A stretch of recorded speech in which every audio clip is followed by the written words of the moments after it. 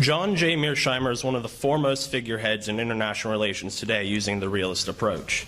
In his book, The Tragedy of Great Power Politics, he unveils his take on the work of former realists, a theory known as offensive realism.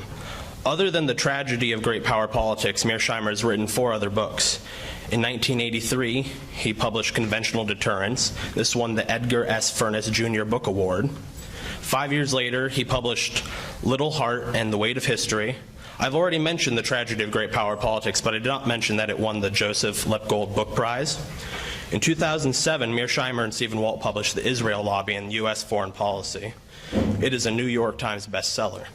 His most recent work, published only last year, is Why Leaders Lie, the truth about lying in international politics. Not only does Mr. Mearsheimer write books, but he has written quite a number of articles as well. Some of his well-known articles include Why We Will Soon Miss the Cold War, China's Unpeaceful Rise, and most recently, Mr. Obama Must Take a Stand Against Israel over Iran. John Mearsheimer is not only an author, but also a professor. He received his PhD from Cornell University in 1980, and merely 2 years later, he made his home at the University of Chicago, where he has taught ever since.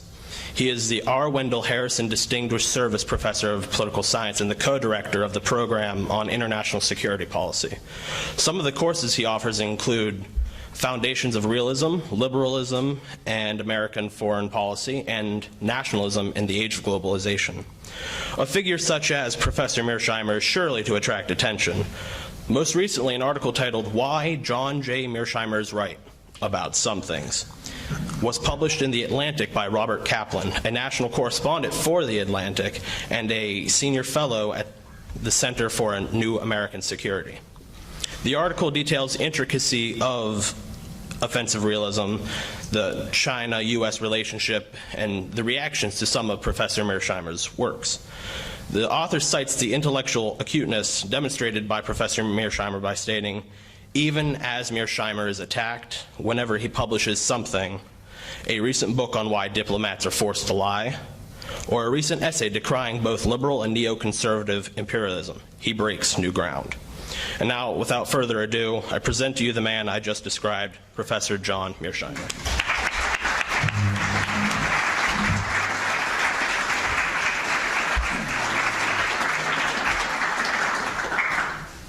Thank you for that kind introduction. Thank you all for coming out this afternoon to hear me speak. It's actually a thrill to be here at Hiram College and to speak about the subject of China's rise. I would especially like to thank James Thompson for inviting me. I want to start off by making 2 preliminary remarks and then giving you my story about China's rise. The first of my preliminary remarks is that you want to understand that I am simply assuming that China will continue to rise and eventually will turn into a giant Hong Kong.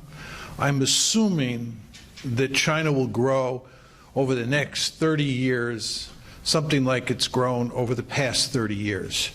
Whether this actually happens is not clear. I've talked to all sorts of experts in China and in the United States about what China's trajectory looks like, and nobody really knows for sure. So I can't say it is going to continue to rise, or it's going to decline, or it's going to flatline. I just don't know. So what I'm assuming here is that China is going to continue to grow and in 30 or 40 years become a giant Hong Kong. Second point I want to make to you is that the only way you can answer this question of whether China can rise peacefully is with a theory. It is a theoretical question because we have no facts about the future. It's just very important to understand that. We have no facts about the future. So you have to have a theory that explains what happens when great powers rise and what happens when great powers fall. That theory has to be able to explain past events and the present, and thus give you confidence about the future. I often run into people who say, I was in Beijing last week and I talked to person X and person Y, and I went to this institute and that institute, and after my trip to China, I'm firmly convinced that you're wrong, that China can rise peacefully. I say, this is all irrelevant. I don't care who you were talking to in China. Those people are going to be 10 feet under by the time this is an interesting question. The people you should have been talking to are in kindergarten and first grade. And even if they told you China could rise peacefully, who knows where they're going to be thinking in 30 years? So we have no facts. So you need a theory. Now, my talk, it comes in 3 parts, and it may seem as I describe those parts that they don't fit together neatly, but I can assure you, having given this talk probably 100 times, that they do fit neatly together, and you won't be left confused when I'm finished. First, what I'm going to do is I'm going to lay out my theory of great power politics. I'm going to tell you how I think the world works and how I think rising powers and declining powers relate to each other. Second thing I'm going to do is I'm going to give you a brief description of American foreign policy since 1783, when the country finally gained its independence from Britain. And I'm basically going to make the argument there that contrary to all these liberal stories you hear about American foreign policy, the United States has actually behaved in rather brutal ways over time. And its behavior reflects very clearly the theory that I just laid out for you. Because again, you have to understand that for you to be confident in my theory, you have to believe that it is reasonably good at explaining the past. So again, the second part of my story has to deal with American foreign policy since 1783, and what I'm trying to do is convince you that the theory that I laid out in the first part makes eminently good sense. And the third part of the story is I'm going to talk about China, and I'm going to talk about how China is likely to behave as it turns into a giant Hong Kong. And not surprisingly, I'm going to make the argument that the Chinese will imitate the Americans. And I'm also going to talk about how America and China's neighbors are likely to react to China. And of course, the story I tell you in the third part about how America is likely to react has to square with the story that I tell you in the second part about the history of American foreign policy from 1783 up to the present. Okay? So let's go to the theory.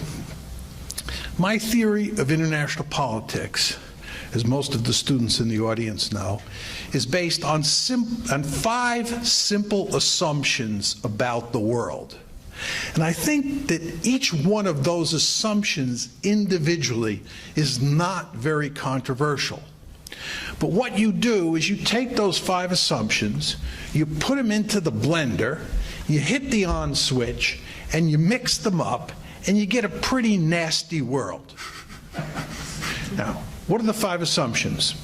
The first assumption is that states are the principal actors in the international system, and they operate in an anarchic system.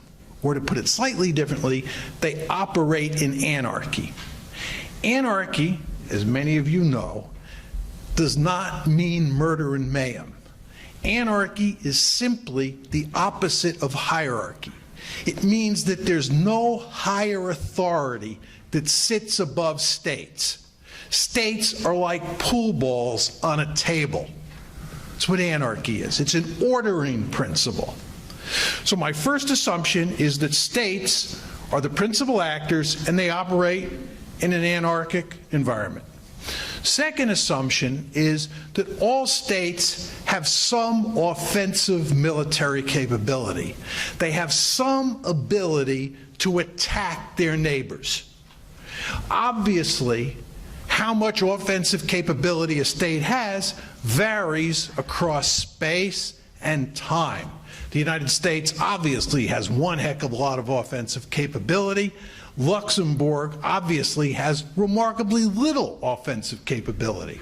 But as long as states are comprised of human beings who have feet and hands, individuals in any state can walk across the border into another country and use their hands to strangle people on the other side. So all states have some offensive capability. Third assumption, which is a very important assumption, has to do with intentions. As many of you know, in international politics, we discriminate between capabilities and intentions. Remember what my second assumption was. My second assumption says states have some offensive military capability. Third assumption has to do with intentions. Here, the argument is you can never be certain about the intentions of other states. This is not to say you can be certain that other states have malign intentions. It's simply to say you can't be certain that they don't have malign intentions. Now, why is this the case? The problem is that intentions are hard to see and measure because intentions are in people's heads. During the Cold War, when we used to assess the Soviet threat, you could count how many SS-18s, how many attack submarines, how many armored division equivalents they had, because these were material entities that were out there in the open for us to see and count. But we could never figure out and reach any kind of meaningful agreement on what Soviet intentions were. Was Stalin bent on conquering all of Europe? Did Khrushchev care about dominating Europe? Were the Soviets an expansionist power or a status quo power? We had endless debates about this and never resolved the matter. Why? Because how could we tell? Intentions are in people's heads. Some people say, John, you're wrong. It's hard, for sure, but just listening to what people have to say, reading their documents, looking at their behavior, you can discern with relatively high confidence what their intentions are. If I give you that, if I say, okay, that's true, I still then have a Sunday punch left that I pull out. And that is to say, you can never know what future intentions are. So even if you could figure out what intentions are today, you cannot tell me what future intentions will be. What are going to be the intentions of the American president in the year 2020? You don't even know who's going to be the president in 2020, much less what he or she's intentions are going to be. So even if you think, contrary to what I think, that you could figure out what intentions are today, you can't figure out what those intentions are in the future. This assumption is important enough that I want to drive it home by talking about something that has nothing to do with international politics, and that is divorce. When any two people get married, they think that they love each other and that they're going to live happily ever after. And I believe in most cases, probably the vast majority of cases, they do love each other when they get married. But as you know, we have a 50% divorce rate in the United States. That means that over time, the intentions of individuals in 50% of the married couples changes. And in some cases, you get a war of the roses, where one party wants to kill the other party. All of this is to tell you that the intentions of individuals in marriages toward each other change over time. And there's no way you can foresee with a high degree of certainty whether the person you are marrying will love you as much in 20 years or 50 years as he or she loves you at the moment. This is a very depressing thought, I think, but nevertheless true. The same basic argument applies to international politics. You could be living next door to a country today that you are confident has benign intentions towards you, but there is no way you can be certain that that country will have benign intentions in 20 or 30 years. Again, this is not to say you can be certain that that country will have malign intentions. It's simply to say you can't be certain it won't have malign intentions. Three assumptions on the table. Anarchy. States live in an anarchic system. No higher authority. Two, all states have some offensive capability. 3, can never be certain about intentions, and certainly future intentions. Fourth and fifth assumptions, very straightforward. Fourth assumption is that the principal goal of states is survival. This is not to say it's the only goal of states. It's simply to say it is the primary goal. And the reason it is the primary goal is because if you don't survive, you can't pursue the other goals. Common sense. Fifth assumption is that states are rational actors. States are strategic calculators. States are good at figuring out reasonably smart strategies for how to survive in an anarchic system. So the fourth assumption is survival. Fifth assumption is rational actor. Now, as I said earlier on, you take those 5 assumptions, you put them in the blender, you hit the on switch, and you get big trouble. First thing you get is fear. States fear each other. Level of fear varies from case to case for sure, but states fear each other. Why do they fear each other? 2 reasons. First of all, states worry that they'll wake up one day living next door to a country that has a lot of offensive capability and offensive intentions.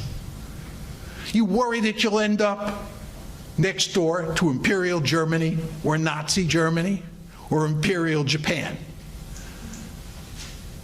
Second reason that states fear other states is because if you get into trouble in the international system and you dial 911, you know who's at the other end? Nobody. Why? Because it's an anarchic system. There's no higher authority that you can turn to when trouble starts. So fear is pervasive in international politics. Second point. States quickly understand that it's a self-help system. As my mother used to say when I was a little boy, God helps those who help themselves. It's a self-help system. You can never depend on anybody else. Old Prime Minister Benjamin Netanyahu from Israel was over here last week and talked to President Obama. He talked to the AIPAC conference. That was a point that he drove home time after time.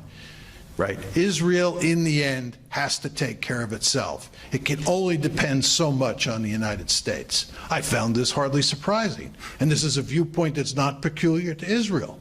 It's certainly a principle that the United States understands. It's a self-help world.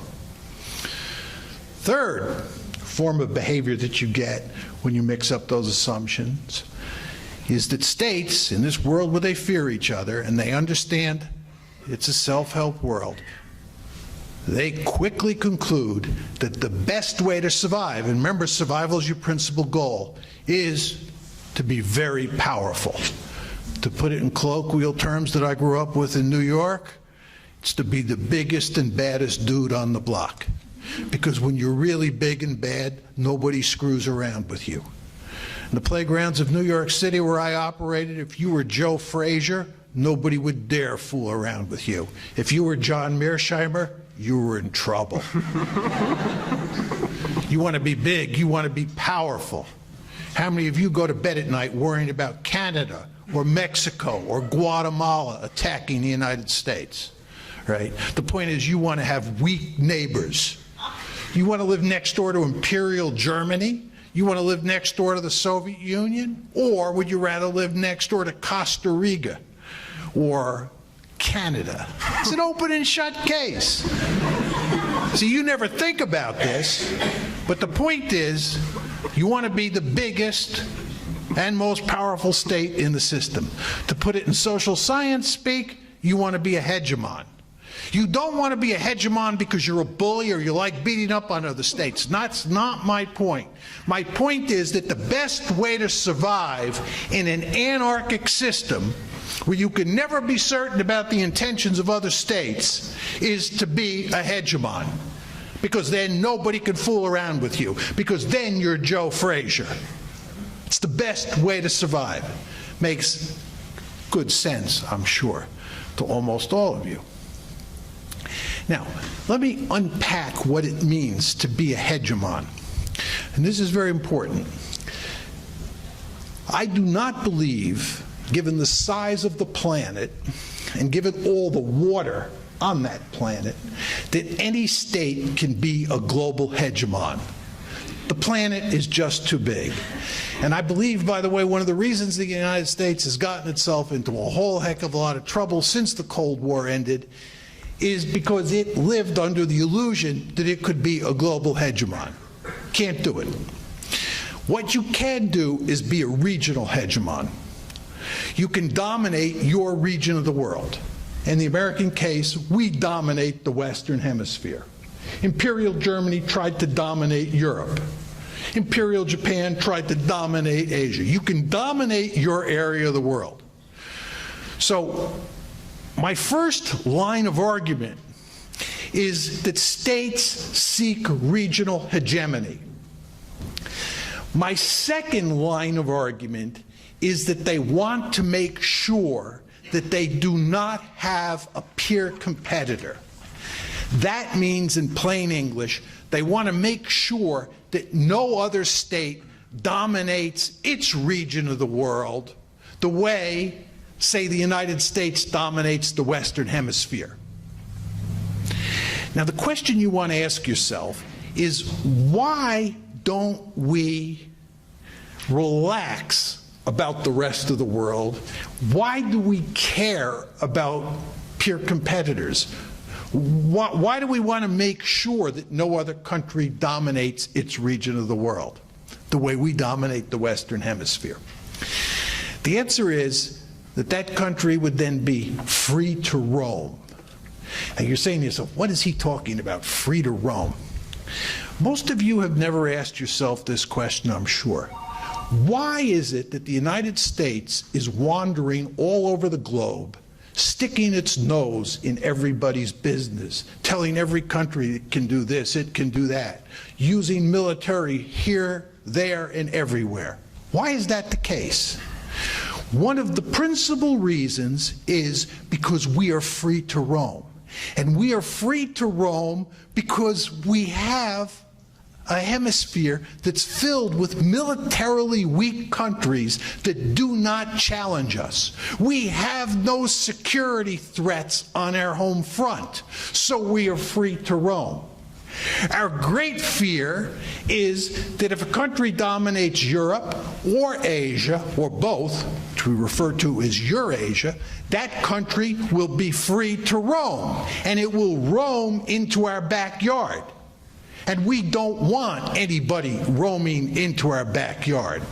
I'll talk more about this in a few minutes. What you want is you want countries in Europe and countries in Asia to have to worry about threats in their own region. So they are concentrating first and foremost on their own region, and they are not free to roam. So again, my argument is that in an anarchic world where you can never be certain about the intentions of other states, what you want is to be a regional hegemon, number one, and number two, you want to make sure there are no other regional hegemons in the system, because those other regional hegemons will then be free to come into your backyard. That's my theory. Now, let me go to the second part of my talk and talk about the history of American foreign policy. When the United States finally gained its independence in 1783, it was comprised of 13 measly colonies strung out along the Atlantic seaboard. Over the course of the next 100+ years, the United States marched across the continent, murdered huge numbers of Native Americans, stole their land, went to war against Mexico, and stole from Mexico what is now the southwest of the United States, invaded Canada in 1812, because we thought that Canada should be incorporated into the United States. Indeed, we had our gun sights on Canada for much of the 19th century. Have you ever wondered why Ottawa and not Toronto is the capital of Canada? It's because the Canadians expected us to pay a return visit, and they knew Toronto was very close to the American border, and they didn't want their capital being overrun by the United States, so they put it in Ottawa instead of in Toronto.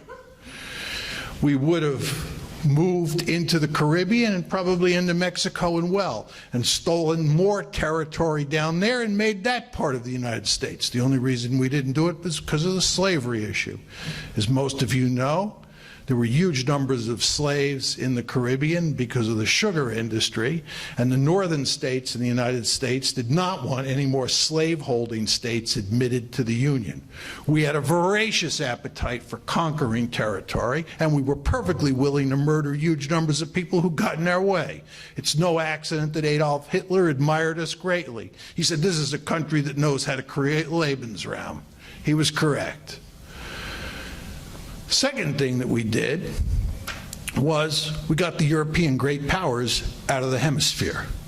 In 1823, old President James Monroe told the European great powers in so many words that you're not welcome in this hemisphere. This is our hemisphere. We're going to throw you out. We're not powerful enough to throw you out now, but we're eventually going to throw you out. And when we throw you out, we're not going to let you back in.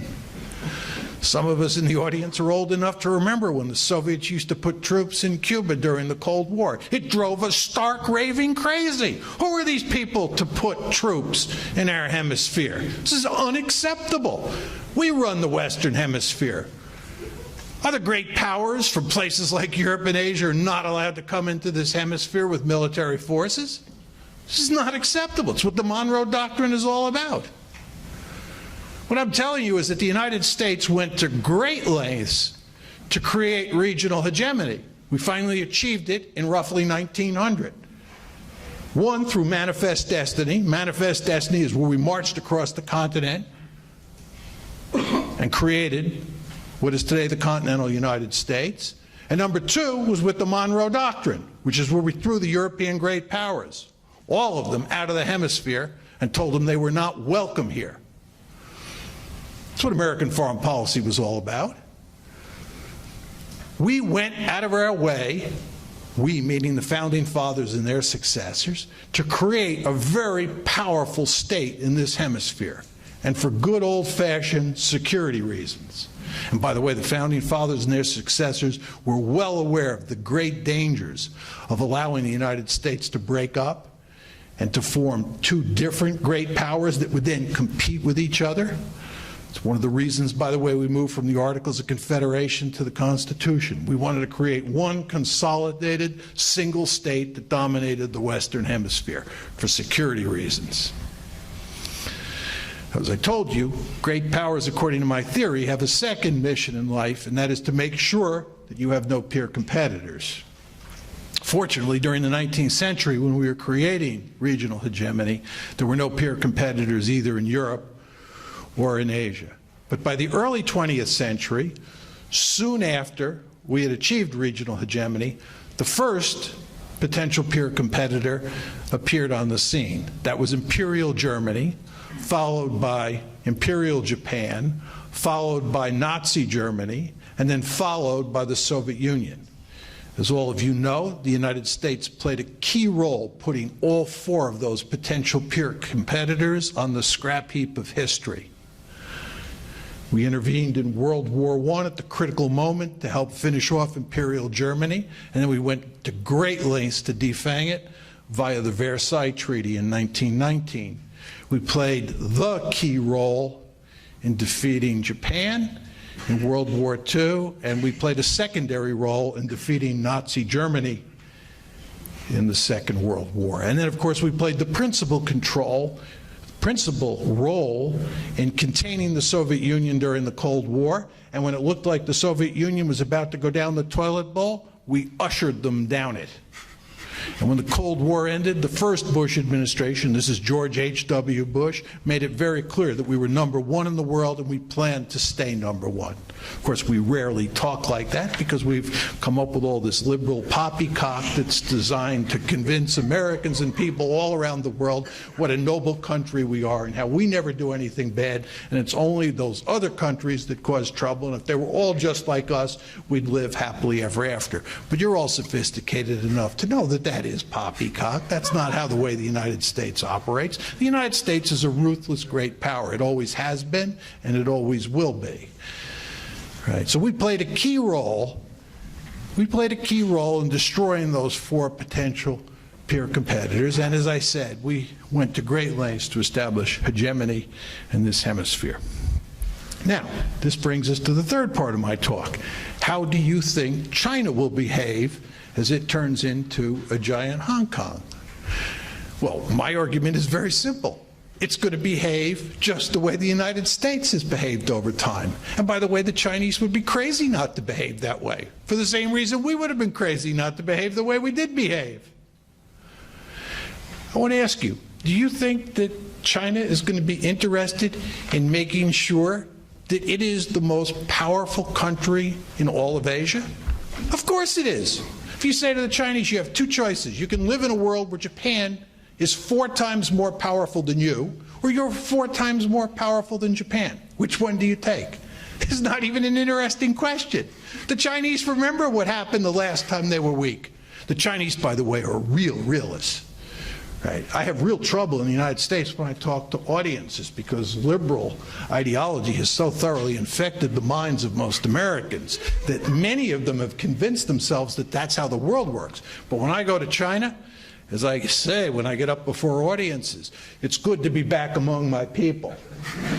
I can't even read my own name in Chinese. Culturally, I'm a fish out of water. But in terms of how you think about the world, the Chinese are my kind of people, right? They understand what happens when you're weak. It's very dangerous to be weak. They have a deep-seated interest in being very powerful, as they should.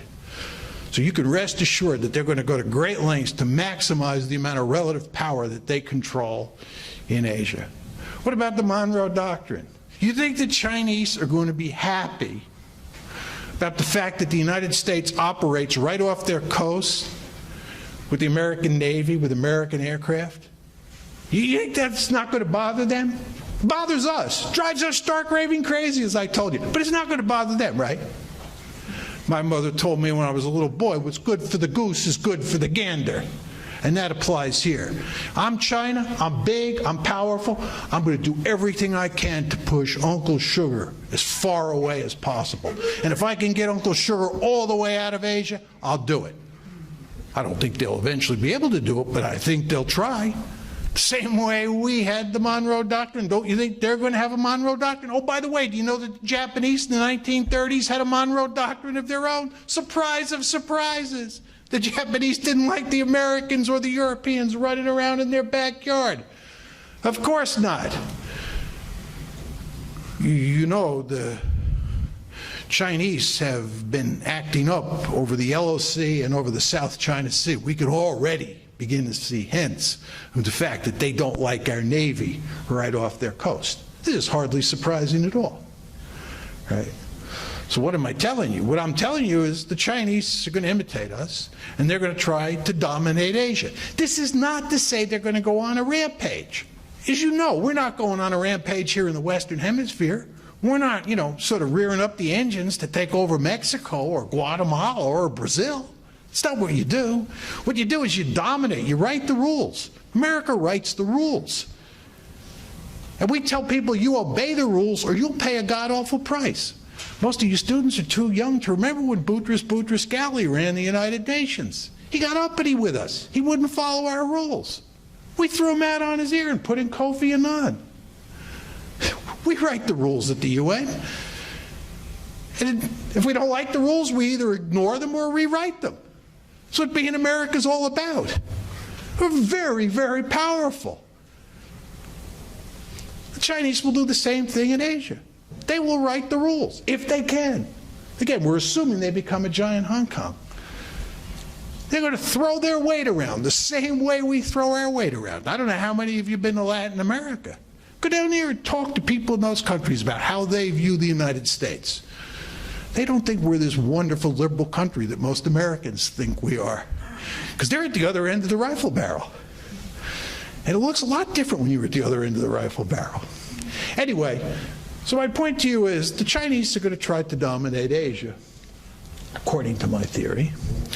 And that brings us to the question of how do you think China's neighbors and the United States are likely to react? We already see a ton of evidence that China's neighbors are scared stiff of the Chinese. This includes the Singaporeans, this includes the Taiwanese, this includes the Indians. I often say, with regard to India, you go to students and you say, why are India and the United States such close friends today? And as you would expect in liberal America, the answer is always, it's because they're both democracies, right? And I always say, can't make that argument because we were bitter enemies during the Cold War and we were both democracies. Something has changed, right? And it's not our political systems, it's the fact that the Soviet threat went away and the new threat that is looming on the horizon is China. And the Indians are really scared of the Chinese. They have outstanding border disputes, and they're very worried over there in India about the Chinese Navy coming through the Indian Ocean. That's what's driving the Indian-American alliance, not the fact that both of them are democracies. So you can see the balancing patterns already beginning to take shape. And this brings us to the Americans. What are the Americans likely to do as China gets more powerful and begins to assert itself more and more in the Asia-Pacific region? The answer is quite clear. I gave you the theory, and we've got a ton of empirical evidence from the 20th century. The United States does not tolerate peer competitors. The United States will go to great lengths to contain China. We will not allow China to dominate Asia if we can. No accident that old Barack Obama was out in Asia at the end of 2011 talking about the pivot toward Asia and making all sorts of noise about containing China. That's just what you would expect. And of course, the United States will put together a balancing coalition, and that balancing coalition will include South Korea, Singapore, Australia, India, Japan, Russia, and we'll go to great lengths collectively to contain China. Now, there's one more point on this whole containment strategy. One of the real problems, and you want to keep this in mind, is the security dilemma. And many of you in the audience, especially the students, know all about the security dilemma. The security dilemma basically says that anything a state does to defend itself invariably looks offensive to the other side. So what's going to happen here is that the Chinese, seeing Barack Obama come to Asia and talk about bolstering America's defenses in the Pacific, will interpret that as offensive in nature. And they, of course, will take certain measures, military measures, to defend themselves. But we will see those measures they take as offensive in nature and feel that we therefore have to take more defensive measures to counter them, which the Chinese will see as offensive in nature. Again, the essence of the security dilemma is that what one state does for defensive purposes appears to the other state to be offensive in nature. So any time, and watch this in newspapers over the next 20 to 30 years, any time the Chinese build a new weapon system or increase the size of their defense budget, we will say that is evidence of their offensive intentions. And of course, they will look at us through the same framework. And the end result is you get this spiraling of tensions between the two sides.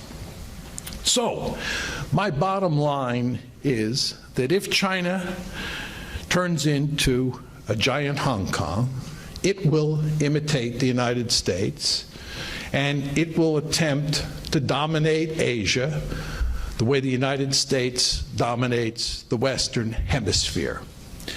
Moreover, the United States will go to great lengths to prevent China from dominating Asia, because the United States does not tolerate peer competitors.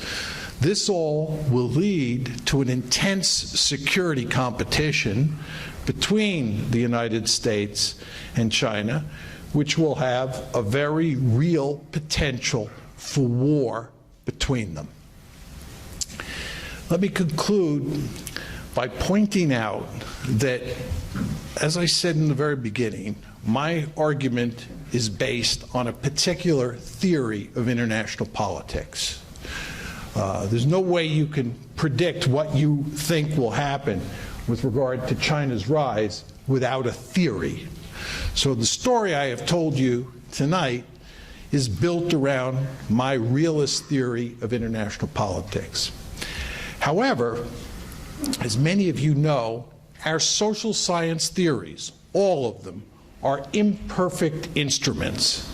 And my sense is that the best theories we have in international relations get it right 75% of the time and are wrong 25% of the time. And assuming that my theory is one of the better theories out there, this means that I'm right 3/4 of the time, but wrong the other 1/4 of the times. Let's hope that I'm wrong. Thank you.